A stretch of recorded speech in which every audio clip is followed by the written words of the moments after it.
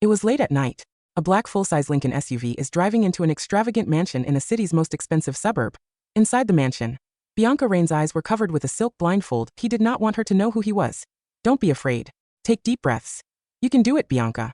There's nothing more important than getting Dad a liver transplant, so he can live. It's fine to sacrifice a little for Dad. She could not ignore the sound of the car entering the mansion.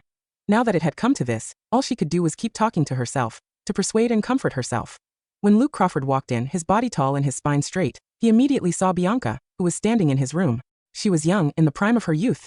Hello, she could sense his body approaching, so she instinctively took a step back despite the blindfold, stuttering as she greeted him stiffly. She had thought that the past few days of mental preparation had left her numb to everything, so she would not shy away. Now that it was actually time, though, she still could not help but feel scared. How pathetic. The urge to run was strong. Luke did not know if what he was doing tonight was right, but he did know that he desperately needed to find a woman and have a kid before his next birthday. That was what old Master Crawford demanded. Luke looked down on the petite girl from above. What are you afraid of? The man's voice was deep, mellow, and mesmerizing. Bianca was a little shocked. Why did he have such a young-sounding and melodious voice? How could a middle-aged old man have such an amazing voice? I don't have any sexual diseases, neither do I have any sick fetishes, the man said, his voice deep and rich. He seemed to be comforting her that he was certain that she was not shy. No, she was scared of him. Before she could recover, she heard that man continue, let's begin. The man spoke without warmth, as though he was announcing the start of a conference. He sounded so spectacularly solemn. The next second, she was lifted into his arms.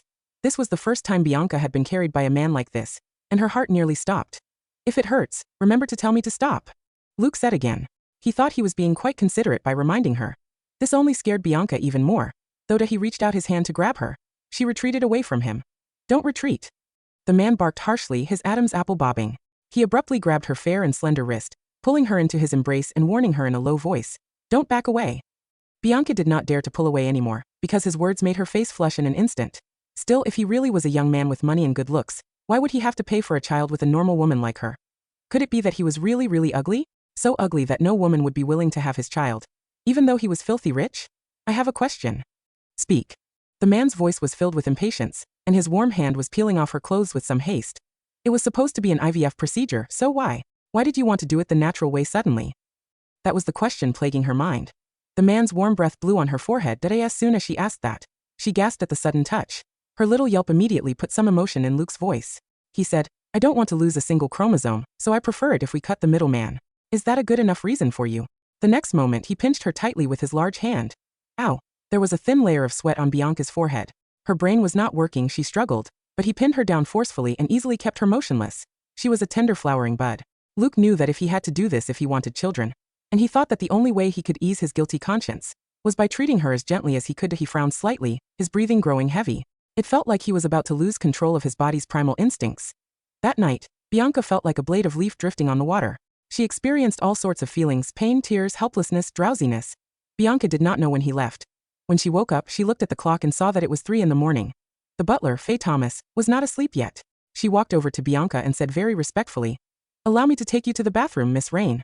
Thanks, but I can handle it myself. Bianca was a little dazed, and the dried tears on her face made her skin feel a little stiff. She could not bring herself to expose her unsightly body to the female butler. Faye retreated out of the room. After that, Bianca got out of bed and stumbled toward the bathroom. By the time she washed herself down and returned to the room, the sheets and covers in the bedroom had been switched out. That night, she had a dream. She dreamed of that year when she was in middle school, studying in the small town her grandfather was from. It was a spring full of showers, and she was with her female classmates, looking over the wall as they sneakily peeked at the basketball competition going on in the court of the high school next year. The idol of the school was so cool and handsome, his every move stealing their hearts as he played ball. That was the senior who had transferred from another school, the boy called Crawford. The next day, Bianca woke up, her entire body feeling unnaturally weary and sore. She stood in front of the wash basin, holding up her toothbrush and staring at the mirror for a long time. Dazed, she remembered the dream she had last night. That upperclassman in her memories, Crawford, was the prince of every girl's impractical dreams. Back then, she was small, worthless, and bullied at school. She did not even understand what love between a man and a woman meant yet, so when she was at her most helpless and desperate, she had greedily fantasized that she had an older brother who would protect her. Later, when she reached the age to entertain her first thoughts of romance, she realized that the boy who suddenly appeared in her mind was that upperclassman named Crawford who had only studied for 1 year at the high school next door before vanishing. Her thoughts wandered off, but she was soon called back to her senses by the water overflowing from the sink. She shook her head and inwardly cursed herself for being so repulsive. Bianca, you don't deserve to like him anymore. She locked herself in the room. That night, Bianca received a message. That man was here again. Faye was quite surprised. After all, the young master had been here just last night, so why was he back here again tonight? The mansion erupted into a flurry of activity. They had to get everything ready ASAP. Bianca already felt like her body was falling apart, but she could not bring herself to make any requests regarding the frequency. Luke was wearing a pair of classy black trousers and a white shirt. After he entered the mansion, he went straight to the bedroom Bianca was staying in. She did not dare to say anything. She barely even breathed. The room was so quiet that even the sound of a pin dropping would be unbearably loud. Luke held his coat in his right hand, lifting his left hand. His eyes were fixed tightly on the blindfolded woman. And then he put his large palm on the back of her neck, pulling her toward him gently until she was right up against his body. Bianca stumbled, stiffened, and held her breath. She did not dare to move even a muscle. Luke lowered his head to look at the girl who was practically in his embrace. His throat flexed, and he pursed his thin lips, his gaze falling on her clean and fair face, about the size of his palm. His eyes gradually grew hotter, his gaze scalding as it moved downward slowly. Finally, he looked at her tender lips. However, the contract had clearly stated one thing: no kissing. Damn it, he was actually starting to regret one of the conditions he set. Let's begin, the man said, his voice hoarse. He threw his coat aside and turned off the lights as he lifted her into his arms. She furrowed her brow deeply in the darkness and sank her teeth into the pillow. She did not dare to make a single sound.